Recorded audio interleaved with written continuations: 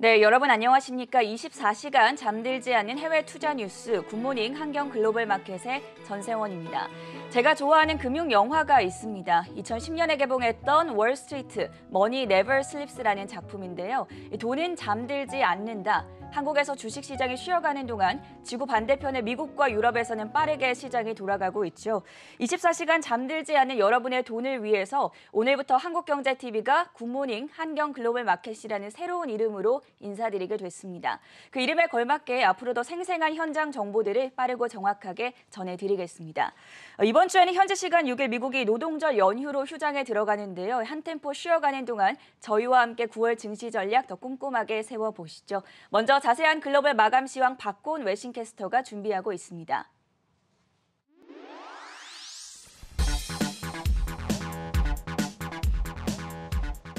네, 지난주 뉴욕 증시 마감 시황 전해드리겠습니다. 지난주 금요일 뉴욕 증시는 8월 고용보고서가 예상을 크게 밑돈 가운데 혼조세를 보였습니다. 다우지수는 0.21% 떨어졌고 S&P 500 지수는 0.03% 하락한 반면에 나스닥 지수는 0.21% 오르며 나스닥 지수는 사상 최고치를 경신했습니다. 이날 주요 지수는 8월 고용지표의 부진 속에 하락 출발했습니다. 미국의 8월 비농업 부문 고용은 23만 5천 명 증가한 것으로 나타나며 예상치였던 72만 명 증가에 절반에도 못 미치는 증가세를 보였습니다. 특히 레저 및 숙박업에서 제로 수준의 고용 증가세를 보인 것으로 나타났고 실업률은 5.2%를 기록했습니다.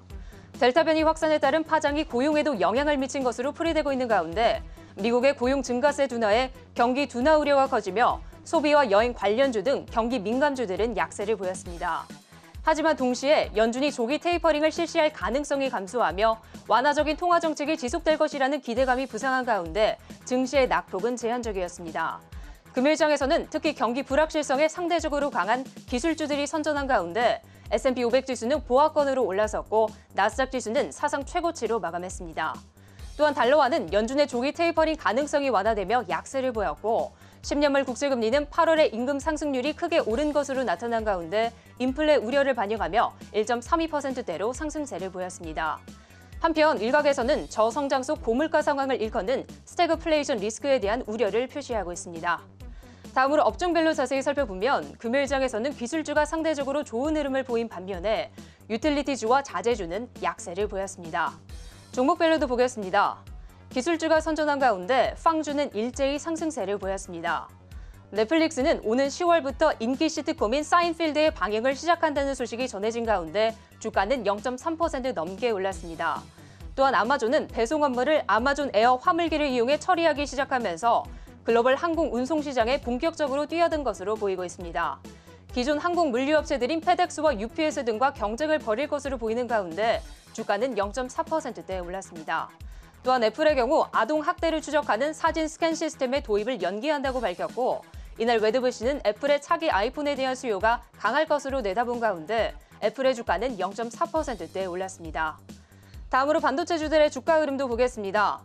이날 필라델피아 반도체 지수는 0.5%대 상승세를 보였습니다. 엔비디아의 경우 제프리스는 엔비디아가 병렬 프로세싱을 강화하는 가운데 소프트웨어와 데이터 센터 부문의 성장에 힘입어 수익률이 증가할 것으로 예상하고 있습니다. 엔비디아에 대해 매수 투자 의견과 목표가는 $260로 올린 가운데 주가는 2% 올랐습니다. 또한 브로드컴은 2분기 실적이 예상을 웃돌았고 5G 모바일 시장의 강력한 수요를 언급하며 3분기 매출 전망도 긍정적으로 제시했습니다. 또한 이날 파이프샌들러는 브로드컴의 목표가를 $550로 상향 조정한 가운데 주가는 1% 넘게 올랐습니다. 다음으로 테슬라의 경우 이날 캐시우드는 테슬라의 시장 점유율이 2017년 이후로 지금까지 전 세계적으로 더욱 증가했다고 언급하며 테슬라의 예상 주가로 $3,000를 제시했습니다. 또한 전기차 시장이 급격하게 성장하는 가운데 올해 전 세계 전기차 판매량은 360만 대에서 380만 대로 예상하고 있지만 2025년에는 4천만 대로 늘어날 것이라고 보고 있습니다. 테슬라는 강부하권에서 마감했습니다.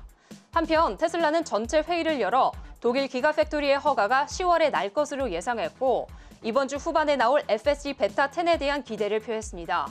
또 일론 머스크 테슬라 CEO는 모델 2에 대해 언급하면서 핸들과 페달이 없고 FSD로만 가는 차가 될 수 있다고 전했고 사이버 트럭의 경우 2022년 후반에 생산이 시작돼 출시가 지연될 수 있다고 전했습니다. 다음으로 디디추싱은 베이징시 정부가 디디추싱의 지분을 인수하는 방안을 검토하고 있다는 보도가 나왔습니다. 시장은 정부의 규제 불확실성이 완화될 것으로 보고 있는 가운데 디디추싱은 2% 넘는 상승세를 보였습니다. 한편 알리바바는 중국 당국의 빅테크 규제 속에 2025년까지 보유 현금의 3분의 1에 해당하는 1,000억 위안을 기부한다고 밝혔습니다. 거액을 지출해야 할 것으로 보이는 가운데 알리바바의 주가는 1% 가까이 떨어졌습니다. 한편 금요일장에서 비트코인의 가격은 장중에 5만 1,000달러를 상회하며 5월 중순 이후 최고치를 경신했습니다. 현재는 5만 달러대에서 움직이고 있습니다. 금요일장에서 마이크로 스트래티지는 2% 넘게 올랐고 코인베이스도 3% 넘는 상승세를 보였습니다. 다음으로 온라인 데이팅 앱인 틴더를 운영하는 매치그룹의 경우 S&P 500 지수에 편입된다는 소식이 전해지며 금요일장 마감 이후에 시간의 거래에서 9% 넘는 급등세를 보였습니다. 다음으로 유럽으로 넘어가 보겠습니다. 유럽 증시는 미국의 고용 지표와 유로존의 서비스업 지표가 예상보다 약하게 나온 가운데 경기에 대한 우려가 커지며 하락세를 보였습니다. 독일 닥스 지수는 0.3% 넘게 떨어졌고 프랑스 깍그 지수는 1.08% 하락, 그리고 영국 증시는 0.36% 내렸습니다. 또한 아시아 증시는 혼조세를 보였습니다. 일본 니케이 지수는 집권 자민당 총재인 스가 총리가 연임을 포기했다는 소식이 전해지며 새로운 총리가 내놓을 경제 정책에 대한 기대감이 형성된 가운데 1.7% 넘는 상승세를 보였습니다. 한편 중국 상해 종합지수는 서비스업 지표가 부진하게 나온 가운데 0.4%대 약세를 보였습니다. 이날 8월 차이신 서비스업 PMI는 46.7로 나타나며 작년 4월 이후 처음으로 위축 국면에 진입한 가운데 경기 둔화 우려가 커지며 투자 심리가 위축되었고 차익 실현 매물도 출회된 것으로 풀이되고 있습니다. 홍콩 항생지수는 0.7%가량 약세를 보였습니다. 마지막으로 상품 시장도 보겠습니다. 국제유가는 미국의 고용지표가 부진하게 나오며 경기 둔화 우려가 커진 가운데 멕시코만 일대의 정제 활동도 느리게 재개되며 하락세를 보였습니다. WTI 가격은 1% 떨어진 69달러 선에 마감했고 브렌트유는 72달러 선에 거래되었습니다. 그리고 금 가격은 고용지표의 부진 속에 연준의 테이퍼링이 당초 전망보다 지연될 것으로 예상되면서 반등세를 보였습니다. 또한 달러의 약세도 금 가격을 지지한 모습입니다. 금일장에서 금 가격은 1.2% 상승한 1,833달러 선에 마감했습니다. 지난주 마감 시황 전해드렸습니다.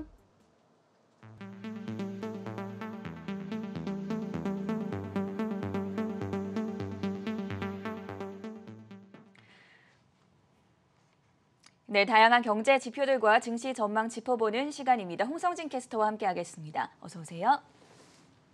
자, 지난주에 정말 많은 고용 지표가 발표가 됐습니다. 총 3가지를 정리를 해볼 수가 있겠는데 들쑥날쑥 발표가 돼서 여기에 대한 분석을 어떻게 해야 할지도 상당히 의문스러운 상황이거든요. 먼저 어떻게 증시 전략과 함께 고용 지표들이 발표가 됐는지 시장 흐름을 점검해 주시죠. 네, 지난주 발표된 미국의 8월 고용 지표는 우선 엇갈린 흐름을 보였습니다. 시작엔 현지 시간 1일 발표된 ADP 연구소의 8월 민간 부문 고용이었습니다. ADP 전미 고용 보고서에 따르면 민간 부문 고용은 전월 대비 약 37만 4천 명 증가했는데요. 이는 월가 예상치였던 60만 명 증가를 큰 폭으로 하회하는 수치였습니다. 하지만 그 다음 날 발표된 주간 실업보험 청구자 수가 예상보다 적게 집계되면서 고용 시장이 개선되고 있다는 전문가들의 의견에 힘이 실리기도 했는데요. 이날 공개된 실업보험 청구자 수는 주간 기준으로 34만 명으로 지난해 팬데믹 사태 발생 이후 처음으로 가장 낮은 수준을 기록한 것으로 확인됐습니다. 다만 고용 시장의 안도감은 미국의 8월 비농업 부문 고용 지표가 발표되면서 다시 한번 흔들렸습니다. 미 노동부는 지난달 비농업 부문 고용이 23만 5천 명 증가했다고 밝혔는데요. 이는 월가 전문가들이 예상했던 72만 명 증가에 약 3분의 1에 해당하는 수치인데 이른바 일자리 쇼크라는 말이 나올 정도로 시장 전망치에 크게 못 미친 것으로 확인됐습니다. 하지만 다행히 8월 실업률은 5.2%로 집계되면서 월가 예상치를 우선 부합한 상황입니다. 정말 간단하게 이야기를 해서 민간 고용은 부진하게 나왔었고 그러니까 안 좋게 나왔었고 네, 그렇죠. 그 다음 날에 나왔었던 실업보험 청구자 건수는 예상보다 부진하게 나오면서 좋게 나온 거죠. 그리고 토요일 날에 발표됐던 마지막 비농업 고용은 반토막이 났다, 일자리 쇼크가 났다고 할 정도로 부진하게 나왔었는데 이렇다 보니까 왜 이렇게 고용 지표가 들쑥날쑥한지 부진했던 이유들에 대해서는 뭐라고 설명했습니까? 네, 사실 다양한 변수들이 있었습니다. 델타 변이 바이러스 등 8월에는 꽤 많은 변수들이 뉴스들이 있었는데요. 우선 8월 취업자 수가 줄어든 직접적인 이유는 레저 또 접객 분야의 일자리 증가세가 크게 둔화됐기 때문입니다. 최근 6개월 동안에는 월 평균 35만 명의 증가세를 보였지만 8월 중에는 이 수치가 0으로 집계된 것으로 확인됐습니다. 또 델타 변이 영향 외에도 근로자들이 아예 취업 전선으로 나서지 않은 점 역시 일자리 회복세에 타격을 입힌 것으로 나타났습니다. 그렇다면 이에 대해서 월가에서는 어떤 평가들이 나오고 있나요? 네, 8월 고용 지표에 대한 월가 애널리스트들의 평가 대부분 부정적이었습니다. 네. 우선 알리안츠 수석 고문으로 알려진 엘 엘리어는 8월 고용 지표가 매우 실망스러웠다고 전했는데요. 엘 엘리어는 델타 변이 상황이 고용 시장에 미치는 영향이 예상보다 컸다면서 구직자와 기업이 서로 매칭되지 못하는 현상도 이 같은 지표에 영향을 끼쳤을 것이라고 평가했습니다.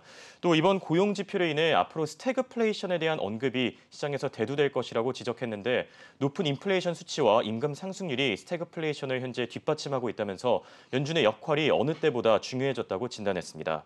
한편 이 같은 의견에 저명한 경제학자로 알려진 니얼 퍼거슨 역시 비슷한 견해를 밝혔습니다. 퍼거슨은 연준이 통제력을 잃게 될 경우에 1960년대와 같은 초인플레이션 상황이 반복될 수 있을 거라고 경고했습니다. 또 현재 인플레이션 리스크가 연준이 생각하는 것보다 훨씬 더 위험할 거라면서 미국 경제가 인플레이션 재앙으로 이어지지 않도록 조심해야 되는 상황이라고 우려했습니다.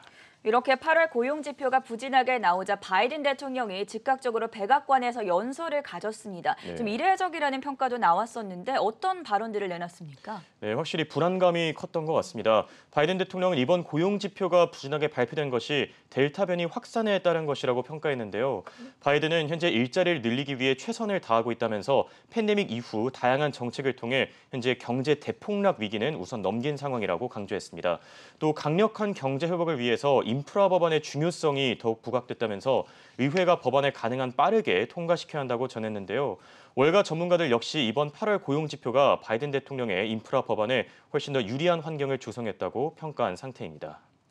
8월 잭슨홀 미팅에서 제롬 파월 연준 의장이 테이퍼링 연내 가능성을 시사했었기 때문에 계속해서 테이퍼링에 대한 이야기가 나오던 상황이었습니다. 그런데 고용 지표가 부진하게 나오자 여기에 대한 분명 변화도 있을 것 같은데 향후 전망은 어떻게 나오고 있나요? 네, 8월 테이퍼링 전망, 사실 9월에 이미 나온다고 했었는데 네. 이제 11월로 우선 미뤄진 상황입니다. 네, 8월 고용 지표가 이제 발표된 이후에 연준의 테이퍼링 일정이 방금 말씀하신 것처럼 바뀔 것이라는데 현재 힘이 실리고 있습니다. 우선 캐피털 이코노믹스는 8월 고용 지표로 인해 연준이 이번 달 FOMC 회의에서 테이퍼링 발표를 배제할 것이라고 전망했는데요. ING의 분석가 역시 이와 동일한 입장을 밝히면서 테이퍼링이 11월에 발표될 확률이 높아졌다고 전했습니다. 또 CNBC는 연준이 고용 시장이 완전히 회복할 때까지 기다려야 되는 상황이 됐다면서 최악의 경우에는 11월에도 테이퍼링을 발표하지 못할 수 있을 거라고 평가했습니다. 한편 이번 고용 지표는 미국의 GDP 전망치에도 영향을 미친 것으로 확인됐는데요. 뉴욕 연방준비은행은 팬데믹을 둘러싼 불확실성과 경기 예측 변수가 커졌다면서 당분간 GDP 성장률 전망치를 발표하지 않겠다고 밝힌 상황입니다. 지난주에 발표됐던 다양한 고용 지표들에 대한 분석과 함께 향후 테이퍼링 전망까지 살펴봤고요. 홍성진 캐스터였습니다. 수고하셨습니다.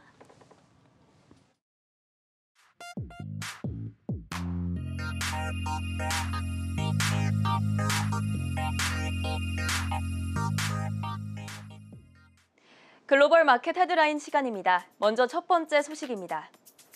미국 바이든 행정부가 코로나 이후 미래 전염병 대비를 위해 160억 달러를 투입하겠다고 밝혔습니다. 이번 대책을 통해 미국 정부는 공중보건 인프라, 백신 및 치료시설 개선, 국가의 실시간 모니터링 기능 향상 등에 힘쓸 계획입니다. 경제학자 나이얼 퍼거슨은 미국이 1960년대 후반에 나타났던 인플레이션을 재현할 수 있다고 우려했습니다. 1960년대 후반의 인플레이션으로 미국은 70년대 10년간 이어진 장기 스태그플레이션을 경험했는데요. 퍼거슨은 연준이 물가 상승 고비를 놓치지 않아야 한다고 경고했습니다. 이어서 블룸버그 소식입니다. 캐시우드가 투명성에 초점을 둔 신규 ETF를 준비하는 것으로 나타났습니다. 아크인베스트는 아크 트랜스페런시 ETF 출시 승인을 금융당국에 신청했습니다. 세일스포스, 애플, 나이키 등 높은 투명성을 인정받은 100여 개 기업의 주가에 연동되는데 주류나 도박, 담배 등의 종목은 지수에서 제외되는 게 특징입니다. CNBC에 따르면 MZ시대가 팬데믹 이후 미국의 이직 바람을 주도하고 있는 것으로 나타났습니다. MZ세대들이 더 높은 임금과 재택근무 등의 더 유연한 근무 조건을 쫓아 이직에 나서고 있기 때문에 미국 직장인들의 퇴사 규모는 8월까지 석 달 연속 최고치를 이어가고 있습니다. 이어서 유럽 소식 살펴보겠습니다. 이탈리아 몬티 전 총리는 스태그플레이션이 유럽 경제의 가장 큰 위협이라고 밝혔습니다. 팬데믹 경기 부양책으로 중앙은행이 내놓은 완화적인 통화 정책이 인플레이션 상승을 일으킬 수 있다는 입장입니다. 한편 몬티 전 총리는 아시아 공급 체인 문제가 유럽의 제조업에도 타격이 될 수 있다고 밝혔습니다. 다음으로 중국 소식입니다. 중국 시진핑 주석은 베이징에 새로운 증권거래소를 설립하겠다고 발표했습니다. 혁신 중소기업들의 편리한 자금 조달을 위해서인데요. 미국 자본시장에 대한 의존도를 낮추겠다는 중국의 의도로 이젠 디커플링이 금융 분야로도 확대될 전망입니다. 중국의 국유기업들이 디디 추싱의 지분 확보를 추진 중인 것으로 확인됐습니다. 국유기업들의 지분 확보 계획이 이뤄질 경우 중국 정부가 디디 추싱의 데이터와 의사결정에 대한 영향력을 행사할 수 있게 됩니다. 다만 이를 두고 디디 추싱은 사실이 아니라며 반박하고 있는 상황입니다. 이어서 기술 관련 소식들 살펴보겠습니다. 애플은 연내 도입하기로 한 아이폰 아동 포르노 스캔 기능 도입을 연기했습니다. 애플은 소프트웨어를 개선하는데 시간이 더 필요하다며 고객과 시민단체, 연구자 등의 피드백을 참고할 것이라고 밝혔습니다. 한편 사생활 침해를 우려하는 목소리도 나오고 있습니다. 다음으로 화제의 테슬라 소식입니다. 일론 머스크는 테슬라 전체 회의에서 2023년까지 운전대와 페달이 없는 완전 자율주행 전기차를 내놓겠다고 밝혔습니다. 가격대가 25,000달러인 보급형 전기차라고 전해졌습니다. 아마존이 아닌 다른 쇼핑몰에서 물건을 구매한 소비자들을 위한 항공 특송 서비스를 실시합니다. 코로나19로 온라인 쇼핑이 급증하면서 아마존은 페덱스, UPS 등 항공 물류업체들과 경쟁을 벌일 것으로 보입니다. 보잉의 신형 787 드림라이너 인도가 최소 10월 말까지 연기될 것으로 보입니다. 항공안전감독기관의 승인이 지연됐기 때문인데요. 이번 연기로 보잉의 자금 계획과 항공사들의 운항 계획에 차질이 생길 것으로 예상됩니다. 마지막 소식입니다. 세계적인 반도체 칩 부족으로 기판 제조가 주목을 받고 있습니다. 기판에 대한 수요는 급증하고 있지만 생산은 늘지 않고 있기 때문에 공급 부족을 우려한 인텔이나 엔비디아 등은 기판 소싱을 우선순위로 두었습니다. 지금까지 글로벌 마켓 헤드라인 전해드렸습니다.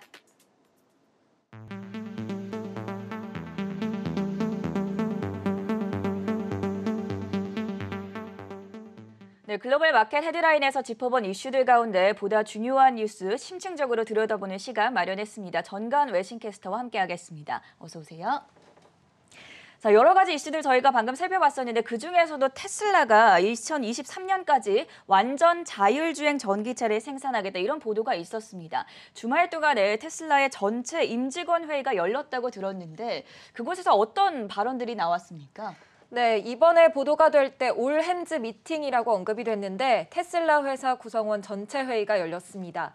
본래 공개 행사는 아니었지만 스스로를 테슬라리티 저널리스트라고 소개하는 소여 메리트의 트위터를 통해서 이 틈틈이 회의 내용들이 전해졌는데요. 주로 언급된 키워드들 살펴보겠습니다. 먼저 독일 베를린 외곽의 GF 기가팩토리가 10월 중에 승인이 날 거라고 언급이 됐습니다. 또 다음으로 일론 머스크는 FSD 베타10이 미래다라는 발언을 했습니다. 일주일 연기가 되어 이번 주 금요일에 공개되는 FSD 베타10에 주목해봐야겠습니다. 특히 모델2라고도 불리는 다음 보급형 전기차에서부터는 FSD를 확대하여 운전대나 가속 페달조차도 장착하지 않을 수 있다는 점을 암시하는 내용이 있었습니다. 또 10월에 유럽부터 슈퍼 충전 네트워크 사업을 진행할 거라는 내용이 있었습니다. 한편 일론 머스크는 사이버 트럭에 대해서는 연기가 된 게 아니다. 더 확고한 타임라인을 찾고 있는 것뿐이다라고 언급을 했지만 사이버 트럭 대량 생산은 2023년부터 시작될 걸로 전망됐습니다. 이 외에도 테슬라는 지금부터 10배나 성장을 할 거다 혹은 10년 뒤엔 화성에 가겠다는 등의 장기적인 포부를 언급하기도 했습니다. 일론 머스크가 지금부터 테슬라가 10배 성장할 것이다 강한 포부를 밝혔는데 사실 머스크뿐만이 아닙니다. 이 테슬라에 대해서 엄청난 애정을 갖고 있는 또 하나의 월가의 주인공이라고 할 수 있는 캐시 우드가 있는데 $3,000를 제시했습니다. 주가 전망 $3,000 어떤 이유를 든 것일까요? 네, 이번 인터뷰에서 이 캐시우드가 테슬라 AI 데이 이후 처음으로 구체적인 목표가를 제시했다는 점에서 의미가 참 큰데요. 먼저 캐시우드는 소비자들이 다음 차로 전기차를 살지 고민하는 시기이기에 올해 전기차 판매가 50% 이상 증가할 거라고 봤습니다. 그녀는 내연차 판매가 고정된 상태에서 전기차 시장이 점차 확대가 되면 내연차 반도체 여유분이 이 부문으로 넘어올 거라고 보며 테슬라가 한 차례 반등할 동력이 될 거라고 걱정을 덜었습니다. 특히 시장에 경쟁 업체들이 들어오는 현재 상황을 보면서 캐시우드는 오히려 이로써 이 시장의 장기 성장력을 검증받은 것이다라고 해석을 했습니다. 또 그러면서 5대1 주식 분할 전에 제시했던 목표 주가 $7,000보다 현재 시점에 새로 제시한 2025년까지의 예상 주가 $3,000는 더 가치가 크다고 언급을 했는데요. 전기차 시장 점유율을 고려해서 테슬라 성공에 대한 캐시우드의 확신이 더 늘어난 걸로 보입니다. 테슬라의 주가가 $900까지 고점을 찍었다가 지금은 $730 수준으로 내려온 상황인데 그래도 지난 3개월 동안 꾸준하게 좀 상승 탄력을 받아주면서 20% 넘게 강세를 보였다는 점도 참고를 해보시면 좋을 것 같고요. 마지막으로 전기차 시장 전반에 대해서 좀 확인을 해보겠습니다. 최근에 주목해볼 만한 다른 이슈들은 있었습니까? 네, 우선 확실히 반도체 부족 문제가 이 자동차 업계 단기적인 향방에는 크게 영향을 주고 있습니다. 세계 차량용 반도체 13% 정도를 생산하는 말레이시아에서도 코로나가 확산을 하면서 반도체 생산 차질이 8월 내내 이어져 왔습니다. 이 때문에 GM 등은 북미 공장 일부 생산 중단에 들어가게 됐습니다. 또 다소 부진한 전기차 흐름 환기할 만한 일정으로는 이번 주 7일부터 12일까지 열리는 세계 4대 모터쇼 IAA 모빌리티 2021이 있습니다. 독일 뮌헨에서 열리는데요. 벤츠와 아우디, BMW, 또 우리 현대, 기아차 등이 전기차와 자동화 흐름에 맞는 신차와 기술들을 선보일 예정이니 관심 가져보면 좋을 것 같습니다. 다음으로 애플카 진척 상황도 살펴보겠습니다. 지난주에 애플은 협력 파트너를 구하기 위해 국내 기업인 SK그룹과 LG전자와 만남을 가졌습니다. 이후에 일본 도요타도 방문한 것으로 전해졌는데요. 2024년에서 5년쯤 대량 생산을 목표로 하고 아직 파트너 기업들을 모색 중인 상황입니다. 또 마지막으로 중국의 전기차 업체들, 특히 니오와 샤오펑도 반도체 부족 상황으로 인도량에 직접적으로 타격을 받았습니다. 그나마 리오토는 다른 두 회사보다는 이번 사태 대응을 잘 해내며 8월 차량 인도량이 전달에 비해 증가했습니다. 중국에서는 정부의 신에너지차 보조금에 힘입어 전기차 시장의 성장이 꾸준히 이루어지고 있는데요. 이달 1일부터는 샤오미 또한 전기차 기업을 설립하여 이 시장에 본격적으로 들어왔습니다. 월스트리트 저널은 중국의 전기차 야심이 파이프 드림, 일장 춘몽이 아니다라며 중국 기업이 외국계 경쟁사를 한참 앞설 가능성도 실제한다고 보기도 했습니다. 지난번에 테슬라 AI에 대해서도 정가은 캐스터가 잘 정리를 해주셨었는데 오늘은 전체 임직원 회의 주요 내용들까지 짚어봤고요. 또 트레이드 마크 코너기도 하죠. 월가에 숨어있는 다양한 종목들을 발굴해보는 시간입니다. 오늘은 월가가 선정한 9월 매수 종목들을 준비했다고 들었는데 어떤 기업들이 포함이 되어 있었습니까? 네, 월가 IB들이 9월에 매수 기회라고 보는 종목들 하나씩 살펴보겠습니다. 디지털 광고라고 하면 알파벳과 페이스북을 생각하기 쉬울 텐데요. 스마트 TV 제조업체 비지오 홀딩도 있습니다. 구겐하임 애널리스트 마이클 모리스는 비지오가 특히 TV 광고에서 성장력이 있다고 봤습니다. 먼저 최근에 광고 방영 시간을 논의하는 업프론트 컨퍼런스에서 광고 계약 건수를 4배로 늘렸으며 이를 통해 수익 예상치가 높아질 거라고 봤습니다. 또 코로나 때문에 가정에서 컨텐츠 소비가 늘었기 때문에 이 회사 가격 결정력이 좋다는 점도 강조를 했습니다. 이 회사는 올 4월 뉴욕 증권거래소에 상장을 했습니다. 투자회사 트루이스트는 입지가 좋고 상대적으로 저렴한 사무실 부동산을 매수할 시기라고 말했습니다. 특히 남부의 썬벨트 지역에 인구와 일자리 증가 추세가 지속이 될 텐데 부동산 리츠 회사인 피드몬트의 주요 사업들이 이곳에 위치해 있다며 주목을 했습니다. 또 탄탄한 재무제표의 영향을 받아 내년 중에 있을 배당금 인상이 이뤄진다는 점도 강조를 했습니다. 이 회사는 주가 올해 들어 10%가량 상승했습니다.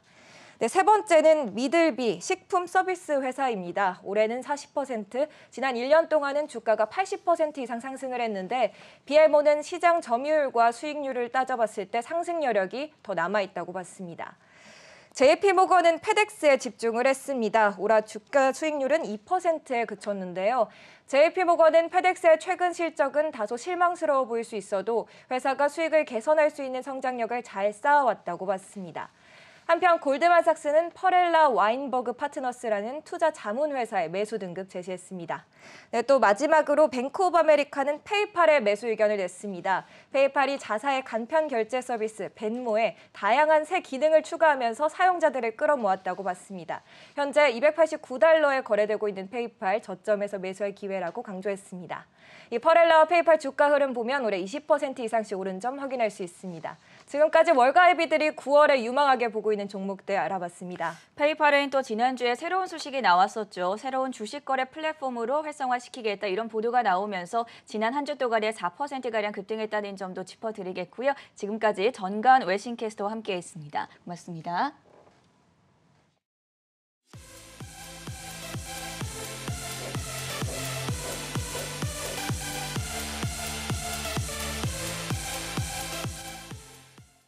현장 특파원 리포트 시간입니다. 미국 현지 이슈 분석과 함께 상황 짚어볼 텐데요. 오늘 도움 말씀 위해서 한국경제신문의 김현성 뉴욕 특파원 연결돼 있습니다. 지난 주말에 발표된 고용 쇼크 여파로 인해서 이제 연준의 통화 정책에 더욱더 관심이 쏠리고 있는데 테이퍼링 시기가 다소 미뤄질지 여부에 대해서 촉각을 곤두세우고 있지 않습니까? 네, 지난 3일 아침이었죠. 노동절 9월 6일 앞두고 중요한 8월의 신규 고용 수치가 나왔는데 노동부가 발표한 게 23만 5천 명 증가에 그쳤었습니다. 당시 월가의 72만 명 정도 예상에 크게 못 미치는 수준이었는데요. 수십여 개 월가 금융사 가운데 가장 적은 수치를 예상했던 TD 아메리트레이드의 40만 명보다도 훨씬 적었습니다. 델타 변이의 타격이 예상보다 컸던 건데요. 다만 고용 감소 충격은 델타 변이의 영향이 집중된 레저 그리고 접객 업종 등 일부에만 집중된 것으로 나타났습니다. 7월 고용이 94만 3천 개에서 105만 3천 개로 수정이 되는 등 6, 7월 고용도 13만 4천 명 정도 상향 조정이 됐습니다. 또 6월에서 8월간 3개월간으로 따지면 평균 월간 신규 고용이 아직도 75만 명 수준으로 여전히 괜찮은 것이라는 좀 평가도 나왔습니다. 하지만 기본적으로는 수치 자체가 좋지 않은 건 사실입니다. 이 때문에 9월 21일부터 22일까지 열리는 미국 페드의 연방공개시장위원회에서 테이퍼링을 발표할 만한 상황은 아니라는 게 월가의 일치된 시각입니다. 제롬 파월 페드 의장은 지난 27일 잭슨홀 미팅 연설에서 테이퍼링을 하려면 고용에서 추가 진전이 있어야 한다고 그렇게 밝힌 바 있습니다. 즉 자산 매입 축소의 조건인 상당한 추가 진전에는 인플레이션에는 충족됐지만 최대 고용에서는 아직 명확한 진전만 있었다고 그렇게 밝힌 겁니다. 이날 지표를 아무리 좋게 해석한다 해도 추가적 진전이 있었다고 보기는 어렵습니다. 뱅크 오브 아메리카는 최근 델타 변이의 변화가 어떤 노동시장 약세에 핵심적인 역할을 했다는 명백한 징후가 있다면서 8월 재택근무의 근로자 수가 경제가 작년 겨울에 코로나 확산에서 벗어난 이후에 처음으로 증가했다. 이것은 페드가 다가오는 9월 회의에서 테이퍼를 발표하지 않을 것이라는 우리의 기존 견해를 뒷받침한다. 이렇게 밝혔습니다. 이 뱅크 오브 아메리카뿐 아니라 대부분의 월가 은행들이 다 9월 회의는 넘어갈 것이다. 이렇게 보고 있습니다. 고용과 관련해서는 또 하나 짚어볼 부분이 있습니다. 미국에서 실업수당 혜택이 종료가 된다면 근로자들이 앞으로 일자리를 찾게 될 텐데 지표상의 변화가 생길 수밖에 없겠죠. 여기에 대해서 현지 반응들은 어떻게 나오고 있습니까? 네, 미국은 작년 3월에 팬데믹이 터진 뒤에 기존의 실업자에게 주정부가 주던 주 단위의 실업급여 외에요. 연방정부가 추가로 작년에 한 300불 정도, 600불 정도를 줬고 올해는 지금 300불 정도를 계속 지급을 하고 있습니다. 이게 노동 고용을 막는다는 그런 지적에 공화당 주지사가 이끄는 25개 주는 지난 6, 7월에 조기 종료를 했고요. 오는 6일, 그러니까 미국 시간으로는 내일이고 한국 시간은 오늘이죠. 나머지 25개 주에서도 지급 기한이 만료돼서 지급이 끝납니다. 지난 3월에 미국 구조계획, 그러니까 아메리칸 레스큐 플랜이라는 그런 부양법을 만들 때 지급 기한을 이렇게 9월 초로 명시하는 거거든요. 명시해서 이렇게 되는 건데요. 그 이유는 9월이면 팬데믹이 끝날 거고 또 백신 접종도 대략 마무리가 될 거고 그리고 노동절 직후에 휴가철도 끝나면 학교가 개학하고 대면 수업이 재개되고 그러면서 사람들이 직장에 나갈 거다. 이렇게 가정을 한 겁니다. 미국에서는 실컷 놀 수 있는 어떤 휴가철 뭐 이런 기간으로 Memorial Day to Labor Day 이런 말이 있습니다. Memorial Day는 5월 초고요. Labor Day는 이렇게 9월 말이 되게 10월 초가 됩니다. 이 사이일은 날씨가 괜찮고 뭐 실컷 놀 수 있는 그런 때죠. 그래서 이게 끝나면 이제 일을 열심히 하는 시기가 오는 건데요. 아무래도 좀 그렇게 될 것이라는 기대가 그동안 많았죠. 근데 하지만 지금은 문제가 좀 있죠. 델타 변이로 인한 팬데믹이 우선 이어지고 있는 거고요. 지금 팬데믹 신규 확진자가 지난 4일 기준으로 16만 명, 7일 이동 평균으로 그러니까 8월 중순 얼마 전 한 보름 전에 한 14만 명보다도 더 올라간 그런 상황입니다. 정점 징후는 확실하게 나타나고 있는데요. 코로나에는 완전 금방 줄어들고 뭐 이런 상황은 아닙니다. 또 백신의 미국의 백신 접종률은 백신은 남아돌고 있지만 여전히 맞지 않겠다는 사람들이 많아서 최근에 조금 올라가고 있지만 아직도 60%대 머물고 있습니다. 학교들은 지난주에 대부분 개학을 했는데요. 이로 인해서 어린이들 사이에 감염도 좀 늘고 있습니다. 전체 코로나 입원자 가운데 어린이가 차지하는 비중은 최근 2.3%까지 높아졌는데요. 작년 이맘때는 한 1.8% 수준이었습니다. 12세 미만의 어린이들은 아직 백신 접종 대상이 아니고요. 텍사스나 애리조나, 플로리다 등 일부 주는 어린이들이 학교에서 그 마스크를 써라 이런 명령을 막고 있습니다. 그러니까 마스크 맨데이트라는 거를 하지 못하게 그렇게 하고도 있죠. 그래서 대면 수업이 중단된 학교들이 조금씩 나타나고 있는데요. 지금 월스트리트저널에 따르면 미국 지역에서 그 주별로 약간 그 개학 시기가 약간 2학기에 개학하는 시기가 약간 달라서요. 남부주들은 한 7월 말, 8월 초부터 개학을 했는데 그런 학교까지 다 따져서 지금 한 1000여 개의 학교, 1000개 정도 학교에서 수업 중단이 있었다고 합니다. 만약 이렇게 된다면 미국 이런 추세가 이어진다면 미국인들은 쉽사리 직업을 찾고 다시 출근하기가 좀 어렵습니다. 보육 문제 때문에 그런데요.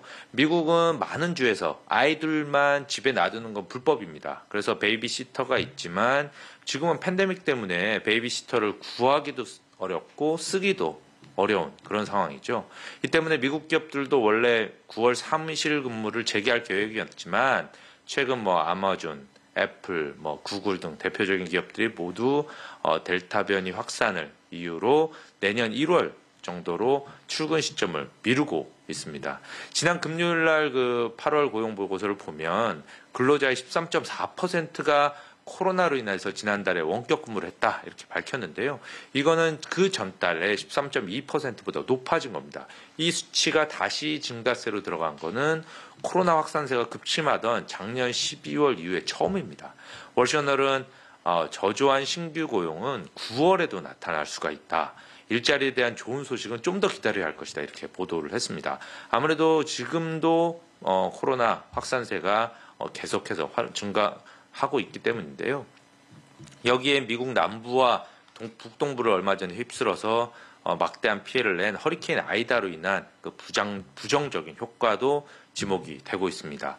판테온 이코노믹스는 9월 고용도 약할 것 같다. 10월 고용도 좀 신경이 쓰인다. 이러면서 페드의 제롬 파월 의장은 테이퍼링을 서두르지 않을 것이다. 이렇게 분석을 했습니다. 다만 코로나가 정점 징후를 보이는 만큼 9월부터는 다시 고용시장이 좀 회복되는 게 아니냐 이런 시각도 있습니다. MKM 파트너스는 우리는 약한 8월의 헤드라인 고용지표에 너무 많이 휘둘리지 않을 것이다. 델타 확산은 정점에 달한 것으로 보인다. 그리고 연방정부의 추가 실업급여로 인한 고용시장 왜곡도 이제는 사라진다. 학교 개학이 보육 문제를 완화할 것이고 이런 것들의 조합은 고용 회복을 다시 가속화시킬 것이다. 이렇게 주장을 했습니다. 이번 주 현지 시간 월요일 미국 노동절 연휴를 휴장에 들어갑니다. 한 템포 쉬고 이제 남은 4거래일 장들을 준비를 잘 해봐야 할 텐데 마지막으로 투자자들이 주목할 만한 일정과 이벤트까지 마무리 부탁드리겠습니다. 네, 이번 주도 물가 그리고 각국 중앙은행들의 움직임이 증시에 많은 영향을 줄 것으로 보입니다. 미국 중앙은행 페드는 우선 오는 8일 날 수요일이죠. 그 베이지북을 발표합니다. 오는 21일, 22일 열리는 9월 FOMC의 기초 자료로 쓰이는 경기 동향에 대한 보고서인데요. 9월에 테이퍼링 발표 가능성 많이 낮아졌지만 델타 변이 확산에 따른 경기 상황을 구체적으로 파악하는 데는 도움이 될 것입니다. 그렇지 않아도 물가 앙등성에 경기가 악화되는 스태그플레이션에 대한 경고 목소리들이 조금씩 나오고 있으니까요. 같은 날 존 윌리엄스 뉴욕 연방은행 총재가 연설을 하는데요. FOMC 상임 멤버이며 실질적인 페드의 2인자인 그는 제롬 파월 의장과 같은 색깔의 슈퍼 비둘기입니다. 그런데 최근 한 달여 동안 공개석상에서 발언을 거의 안 했는데요. 일부에서는 이게 색깔을 좀 바꾸려는 게 아니냐 이런 관측이 나오기도 합니다. 최근 그 미국 곳곳에서 집값을 포함한 물가가 급등을 하면서 다른 지역 연방은행 총재들은 대부분 지금 매파로 돌아선 상황 아닙니까? 그래서 윌리엄스 총재의 8월 신규 고용 그리고 경기 진단 그리고 물가에 대한 생각을 좀 주시해서 들을 필요가 있겠습니다. 이번 주에는 유로존과 호주, 말레이시아 중앙은행이 통화 정책회의를 갖습니다. 특히 9일 날 회의 결과를 내놓는 유럽이 중요한데요. 유럽은 최근 델타 변이가 미국보다 좀 빨리 수그러들면서 경기 회복세가 다시 나타나고 있습니다. 미국보다 상황이 좀 나아졌는데요. 그러다 보니까 물가가 오르고 있습니다. 유로존의 8월 CPI는 소비자 물가 지수죠. 예비치가 1년 전보다 3% 상승해서 10년 만에 최고치를 기록한 것으로 지난주에 나타났습니다. 이에 따라서 유럽중앙은행 ECB 내부에서도 테이퍼링을 주장하는 목소리가 나오기 시작했습니다. 양적 완화 차원에서 지금 시행 중인 팬데믹 긴급 매입 프로그램 PEPP의 국채 매입 규모를 축소해야 한다 이런 주장이 있었고요. 그래서 이번 회의에서 규모를 축소를 논의할 것이다. 이런 관측이 좀 나오고 있습니다. 이 때문에 최근 유로화가 좀 강세로 돌아서고 유로존의 금리가 오르고 있습니다. 만약 미국은 델타 변이로 따른 고용 회복 지연으로 인해서 테이퍼링을 늦추는데 유로존은 통화 정책에서 이렇게 좀 더 앞서간다면 유로화가 강세를 보이고 달러와 약세가 이어질 수가 있습니다. 이는 그렇지 않아도 높은 미국의 물가를 더 자극할 수가 있는데요. 이건 달러 가치가 떨어지면 수입 물가가 올라가니까 그렇습니다. 그렇게 된다면 페드의 운신의 폭도 줄어들 수가 있습니다. 아무래도 인플레가 높으면 돈을 더 풀기가 어려워지는 거죠. 마침 10일에는 미국의 생산자 물가지수 PPI도 발표가 됩니다. CPI만큼 중요하진 않지만 기업들의 비용 부담이 커지는 상황에서 과연 도매 물가가 정점을 찍었는지 그 추세를 봐야 합니다. 중국에서도 9일 날 8월 CPI와 PPI가 발표가 됩니다. 또 매주 목요일 발표되는 주간 실업급여 청구 건수는 고용 회복 추세를 확인하기 위해서 중요하고요. 그런 의미에서 8일 발표되는 7월 졸트, 즉 구인 이직 공고도 확인하시면 좋겠습니다. 하여튼 그리고 이번 주 토요일 11일은 9.11 테러 이후에 20주년입니다. 미국과 뉴욕, 월가에서는 여러 가지 추모 행사가 열립니다. 지금까지 뉴욕에서 한국경제신문의 김현석이었습니다.